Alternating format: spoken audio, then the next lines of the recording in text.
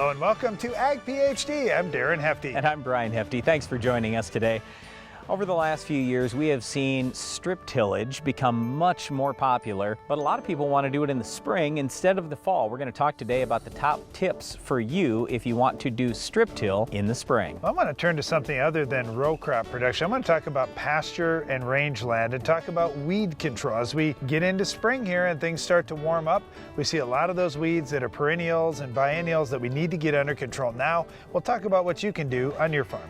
All right, we have a great weed of the week that we are going to show you how to control later in the show. We also have an iron talk as well, but first, here's this week's Farm Basics. How much yield and profit did you lose the moment you put your seed in the ground? A poor stand at planting keeps your crops from reaching their yield potential, and closing the seed trench behind the planter is essential to establishing a good crop stand. The Germinator Closing Wheel from Farm Shop MFG is here to give your crop the strong start it needs for maximum yield. Act now to receive an early order rebate plus free shipping. Get ready for spring planting with the Germinator Closing Wheel. For more information, visit farmshopmfg.com.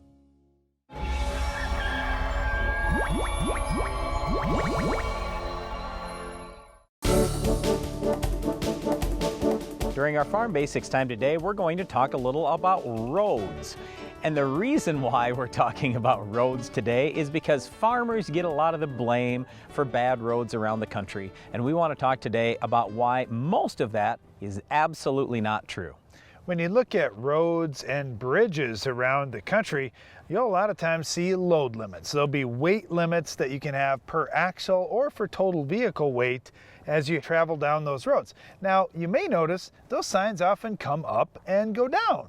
And you're like, wait a second, I didn't see that sign here last month, but it's there now. Well, in many parts of the country, there are spring load limits. So in the spring, as the ground is thawing out, the county or the township or even the state may put some load limits on certain roads. Okay, so the first enemy of roads is water. We talk about that all the time. The second enemy of roads is frost, and that's where Darren was going with the frost coming out of the ground. And I can only imagine you already know how bad this frost can be if you're in the northern part of the United States. That is an enormous enemy of roads. So again, we're talking about this today because farmers get the blame all the time for bad roads. But let's face it, if there was no frost out there, the roads would be a lot better.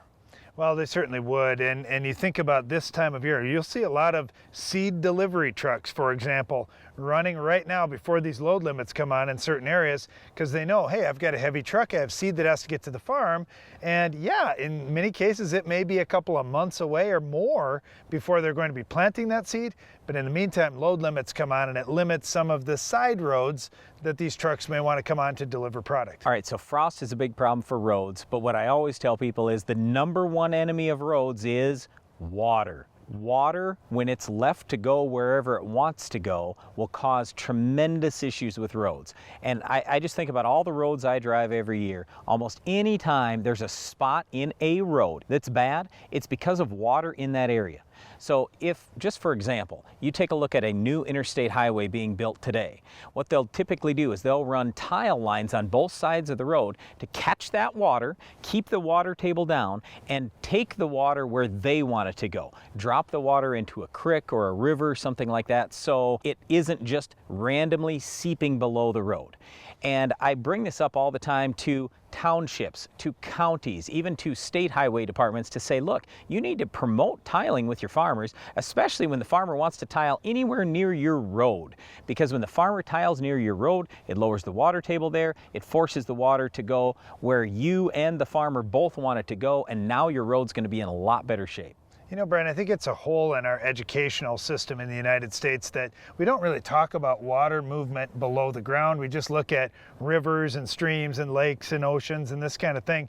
But water is there underneath the ground and it is moving. And that's something that we do need to be aware of, especially when it comes to roads. Well, once again, I realize farmers a lot of times with their big trucks, just like we run on our farm, get the blame for bad roads, but absolutely that is not the number one cause of bad roads in the country. Number one is water, number two is frost. Well, our weed of the week certainly isn't going to hurt your road, but you may not want it growing out in your crop field. We'll show you what this weed is later in the show. Challenging field conditions often make harvest difficult. Can your corn head handle it? The GTS X10 corn head from Agra US is a rugged, cost-effective alternative to heavier, more traditional heads. Constructed of durable yet lightweight aluminum, the X10 puts less strain on your combine without losing harvest effectiveness. And it is 40% lighter than traditional heads, reducing field compaction in those less than ideal conditions. For more information, give us a call at 8334-AGRA US. Where we have run the Soil Warrior, we have harvested the best corn we have ever harvested in the history of Wrenwood Farms.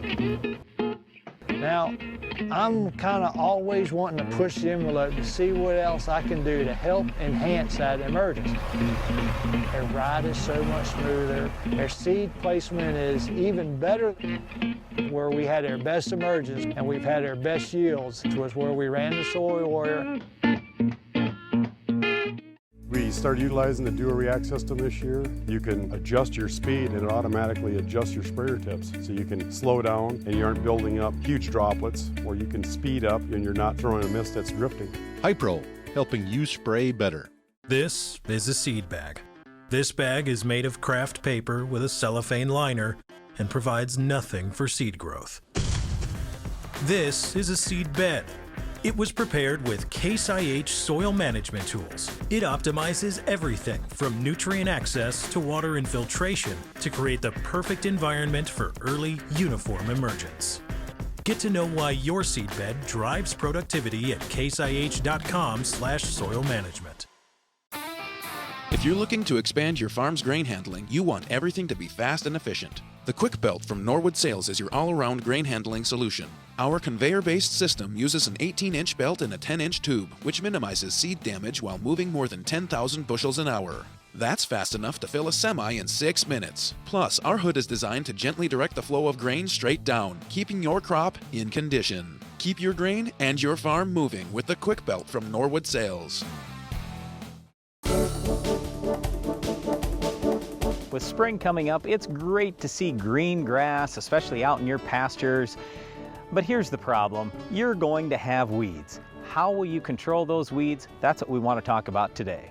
First of all, Brian, we need to group these weeds up a little bit. We can talk about annual weeds in one category, lump perennial and biennial weeds in another category, and then lump woody species or even trees or brush in a different category here, because there's going to be control methods that you use for each. With the annual weeds, for example, many farmers or ranchers will just use a dicamba application or maybe a 2,4-D application. It's pretty inexpensive. You're going to get control. It's not going to leave you with a whole lot of residual out in the pasture, which really isn't a big deal. If you wipe out the weeds once and you get good grass growth, you should be in pretty good shape. All right, rather than just using 2,4-D or dicamba, personally, I'd rather see a person use Distinct. Distinct has a little bit of dicamba in there, but the main weed killer is diflufenzapyr. It's a different active ingredient that we don't commonly use in agriculture.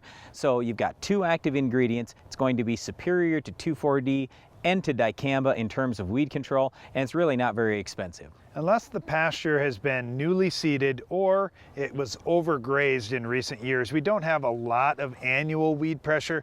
We have more biennial and perennial weed pressure. We see a lot of different types of thistles, for example, out in pastures that really need to get under control. If you can get them in the first year of their life cycle, like with biennials, if you catch them in the rosette stage, like with a bull or a musk thistle, for example, you can do a really nice job controlling them before they become a big problem. Because once we get into year 2, they go into the bolt stage and they're trying to put on a seed head and reproduce, and that can be a tough time to get them under control. So be after these things early this spring. Here's what I would use. If I have a major thistle problem, I'm going Milestone. If I have leafy spurge, I'm probably going Tordon. In terms of other perennials, just depends on what you have. You can look on the label. There are a lot of products out there. Some have tremendous residual, as do both Milestone and Tordon. So you got to be really careful. If it's something you're going to rotate to another crop, maybe 2 or 3 or even 4 years down the line, you still need to be thinking about what are your choices today. We talked earlier about dicamba, 2,4-D, Distinct. Those can burn down a lot of the perennials. They probably aren't going to completely control them, but they don't have so much residual. So if you say, well, hey, next year already, I want to raise some legume crop out there, don't be using Milestone or Tordon. But if it's going to be long-term pasture, those are excellent choices. All right, let's move on to that third category, the woody species. A lot of brush and even some small volunteer trees will get out into pasture or rangeland, and we want to wipe that out. And here's why, because I do get questions from people, why do you have to kill those?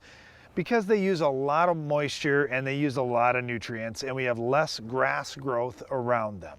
So we want to get them out. If you want to have them off to the side of a pasture, no problem. But if they're out in the middle, they can create some issues for you. So we'll look at different products here, depending on what you're going to do with that pasture down the road. Chaparral is usually our #1 brush product we're talking about. That's a combination of Ally and Milestone. It has very, very long residual. So again, we got to be really careful about what we're rotating to. If you are going to rotate to some other crop next year, I would strongly consider Remedy Ultra. That does not have all the residual that the Chaparral does. Well, there's certainly a lot more products than what Brian and I just discussed here. So if your agronomist is recommending something else besides these products, it might work fine too. You know, the challenges here in pasture though are how to get this stuff applied and what time of year to do it, because you got so many other things going on. I like the early spring. We don't have a lot of crops up around the pasture, so if there is just a small amount of drift, or you're going to use a product like dicamba or 2,4-D, you don't have as much worry about hurting something else in an off-target type application. But the other thing here is you've got some time in the early spring to get things done. So get out there, whether it's with your sprayer or with an aerial application, and use as much water and as much pressure as you can with most of these products to get good coverage. Because again, we're talking about weeds that are growing out in a pasture. So there's grass growth. So getting good coverage is not easy, and the better the coverage, the better the weed control. We also get a lot of questions from people saying, well, instead of spraying in the spring, should I just wait and spray my pastures in the fall? Look, anytime you have weeds, go get them under control. We don't want to wait. The other thing is, some people that say, oh, I'm going to spray in the fall, they don't get around to it, then the freeze hits, then they spray after the frost. Well, that doesn't work super well either. You always want to spray before your first frost of the fall. Just get your weeds sprayed this spring. That's our #1 piece of advice today. The other thing, Brian, is we talk to a lot of people that say, well, I don't want to spend much money out in my pasture. Depending on where you're at, pasture rent is pretty expensive, and hay is really expensive. So if you're lucky enough to have some pasture ground, you need the best grass growth you can. So getting weeds under control is certainly going to greatly improve your grass growth out in the pasture. And the other thing is, some of the premium products, like we talked about Milestone and Tordon, for example, they're going to give you season-long residual on most of these weeds, where an application of a 2,4-D or dicamba product is going to be a very short-term weed control option. If you want to buy a premix, like let's say Grazon or Grazon Next, we don't really love those products. You can use them, certainly, but if you're just after perennials, or you really want to get your perennials under control, use a strong rate of something that will actually kill the perennial, because you know that dicamba and 2,4-D will not. And many times what happens is the 2,4-D or dicamba shuts the plant down before that good perennial herbicide can actually get all the way through the extensive root system of that weed, and you don't get the control that you were looking for. So certainly in your worst perennial areas, use straight Milestone or use straight Tordon. Well, there's a lot of choices for you with pasture weed control, and one of the weeds that you just might be after is our Weed of the Week. We'll show you how to stop this tough weed later in the show. There are a lot of steps to having a perfect season. Don't let your fertilizer plan be the step that trips you up.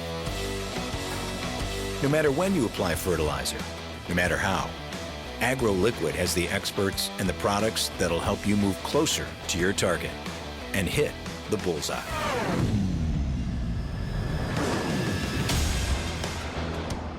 AgroLiquid moves you closer to your target.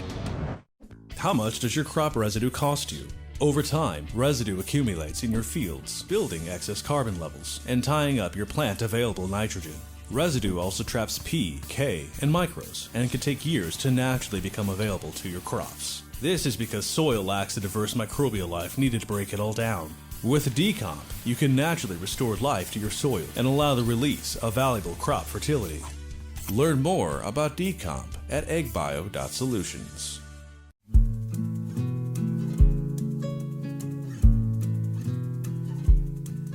Find love, and then give it all away.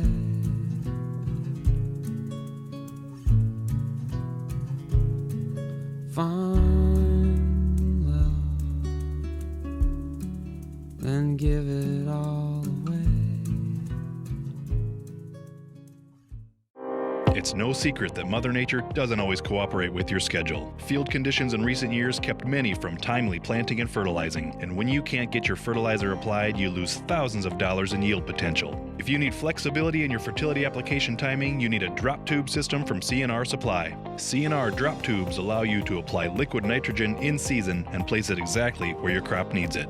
To learn more about low-cost C&R drop tube solutions, visit crsupply.com.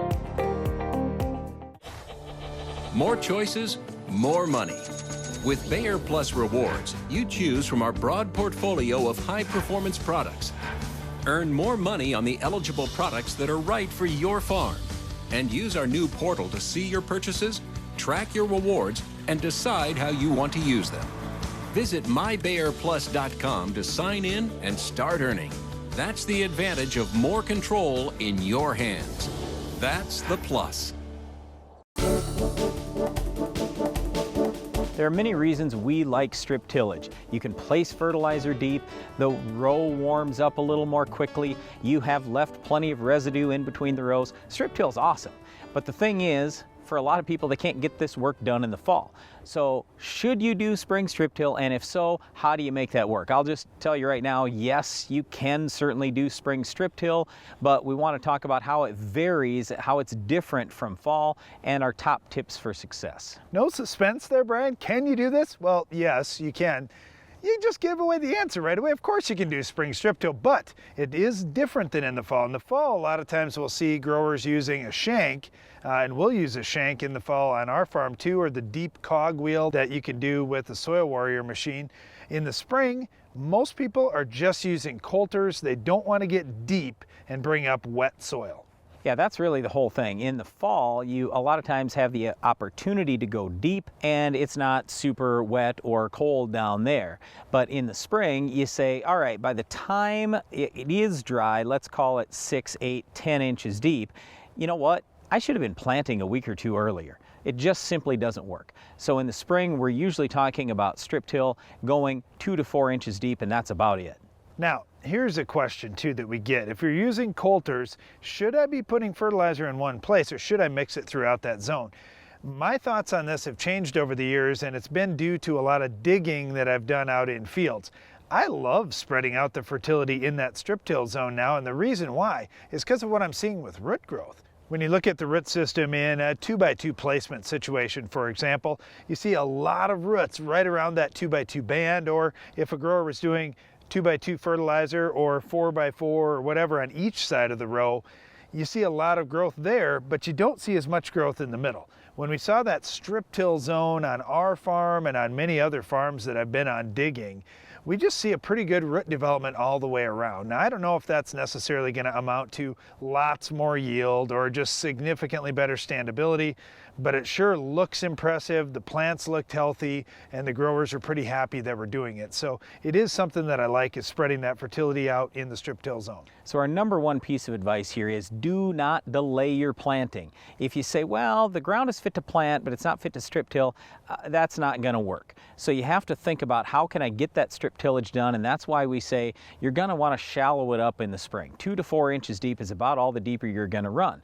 Okay, so if you're at 2 to 4 inches deep, to Darren's point, you can't have super concentrated fertilizer right at 2 inches and then put the seed right at 2 inches in that same spot. So you have to be really careful about what you're doing here.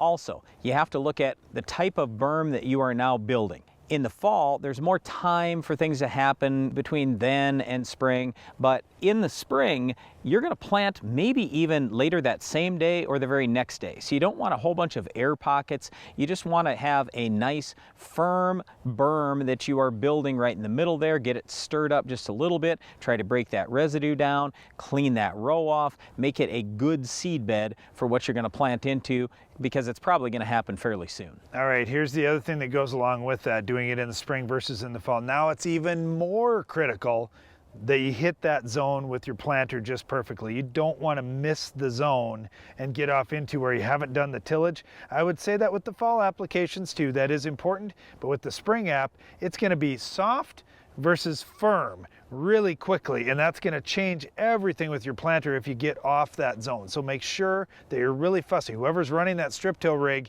better do a great job so you can follow it with your planter. Well, once again, we do like strip till a lot. It can be used very effectively in the fall and in the spring. Just if you're doing it in the spring, you got to think a little bit differently than if you do in the fall. Probably shallow things up, spread the fertilizer out, and it should work fine. Well, in reduced till situations, one thing that can be more of a problem is our weed of the week. We'll show you how to stop it coming up next. The Weed of the Week is brought to you by Corteva Agriscience, Agriculture Division of Dow DuPont. Finish the fight against tough weeds with the Enlist Weed Control System.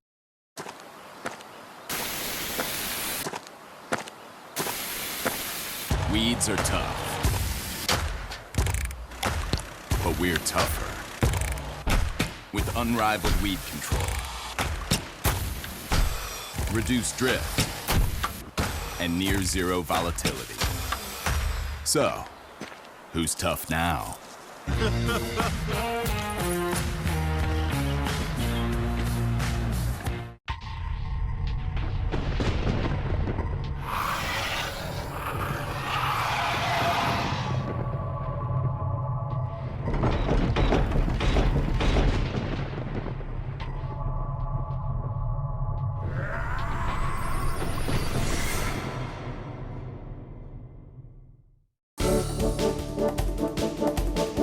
Our weed of the week is common milkweed. All right, first of all, whenever we talk about common milkweed, we get some of our viewers who are a little bit nervous about this one. Now maybe that's you and you're saying, oh no, why do they have to kill the milkweed? I hear that monarch butterflies like milkweeds, and they do, and that's fine. We're not talking about killing every milkweed wait a second around the country. Hold up, here's the whole deal. This is a free country, and when I'm gonna raise corn, or I'm gonna raise soybeans, or I'm gonna raise wheat, it's not my job to raise milkweeds. So there are millions and millions and millions of Americans who all could plant common milkweed. And there are many that do. Right, and our suggestion is, if you are on board with, hey, we want more butterflies, then just talk to more people about growing milkweeds. It can certainly be raised in anybody's yard, but it's not gonna work out in our crop fields. Otherwise, we're not gonna be able to produce as much food as we could for our growing and in some cases starving world. And here's why. Milkweed is a perennial weed that has rhizomes. So we see a lot of weeds, like Canada thistle, for example, is a great comparison. We see those rhizomes running below ground, new plants popping up. It's the same thing with common milkweed. It's a big issue. All right, so here's how you control it. High rates of Roundup. And don't be thinking you need lots of water. In fact, you want to run less water and higher rates of Roundup so you have more concentrated droplets, because milkweed has a very waxy leaf, so it does not absorb, it doesn't hold a lot of herbicide when you go spray it. And Roundup is really important because Brian and I grew up trying to hand pull milkweeds, and here's the problem with that. You can hand pull them, but again, they're just going to shoot more milkweeds up, and you get a whole bunch more just a couple weeks later. Right, which is why tillage doesn't work very well, and most herbicides do not work very well. So the only thing we know of that will actually kill this weed in most cases is Roundup. You can certainly burn it down with 2,4-D, with dicamba, with a number of other herbicides out there, but you're not going to kill it like you will with Roundup. That's all the time we have for this week's Weed of the Week, but Iron Talk is coming up next. Introducing the all-new Diamant Cornhead from Capello, USA. With a revolutionary design highly innovative for its class, we have painstakingly designed every component down to the smallest detail to maximize your harvest efficiency. This gives you unprecedented standards in operation and performance. For more information about this beast, available only in our new gray poly, call 855-CAPELLO or visit CapelloUSA.com to find a dealer near you. Capello, wherever you are, we are. There are a lot of steps to having a perfect season. Don't let your fertilizer plan be the step that trips you up. No matter when you apply fertilizer, no matter how, AgroLiquid has the experts and the products that'll help you move closer to your target and hit the bullseye.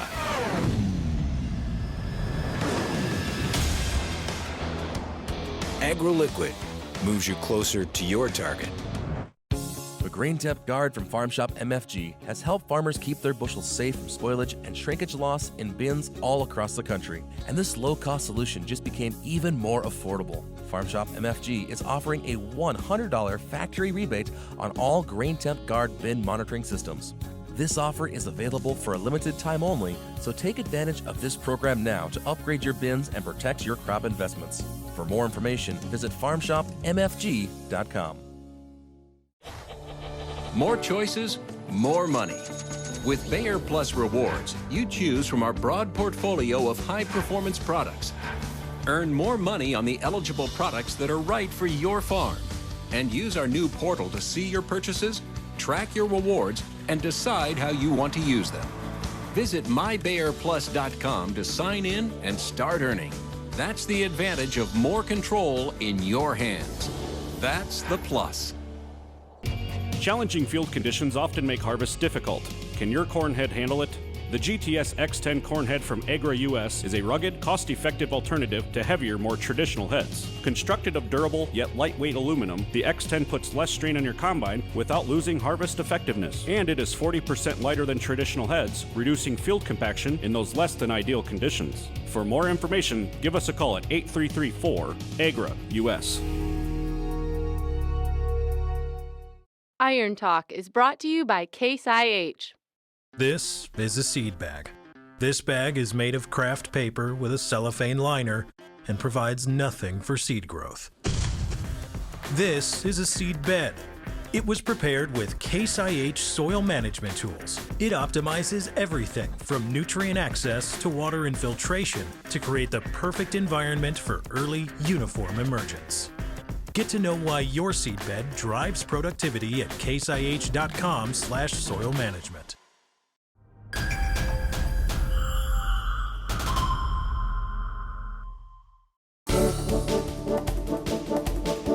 For farmers in the northern U.S., the optimum time to add drain tile to fields may just be while the crop is growing. I'll explain in today's Iron Talk. Owning your own tile plow is pretty handy sometimes, especially when you have some problem areas in your fields that need fixing. If you've got iron deficiency chlorosis spots or alkali areas, these are great examples.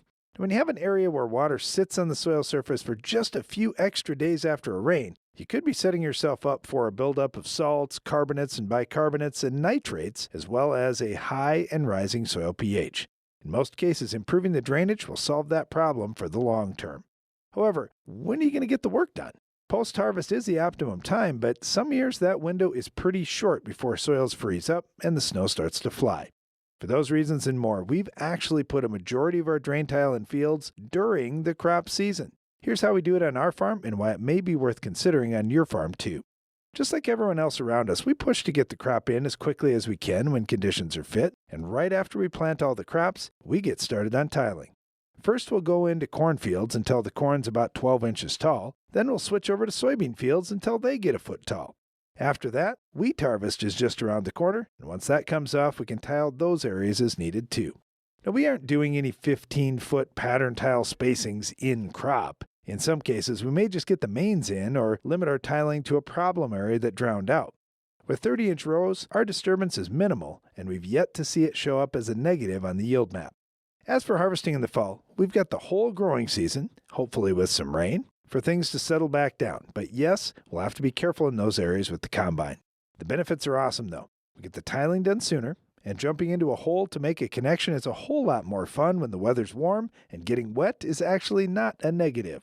If you've got tiling to do, I suggest you look at tiling in crop to get things done quicker on your farm. That's all for today's Iron Talk, and now back to the show. That's all the time we have for today's show, but before we go, we'd encourage you to check out the Ag PhD radio show. You'll find us on SiriusXM channel 147 each weekday at 2 p.m. Central. And don't miss the next Ag PhD TV show. We'll have another Weed of the Week, Farm Basics, Iron Talk, and a whole lot more. I'm Darren Hefty. And I'm Brian Hefty. Thanks for watching Ag PhD.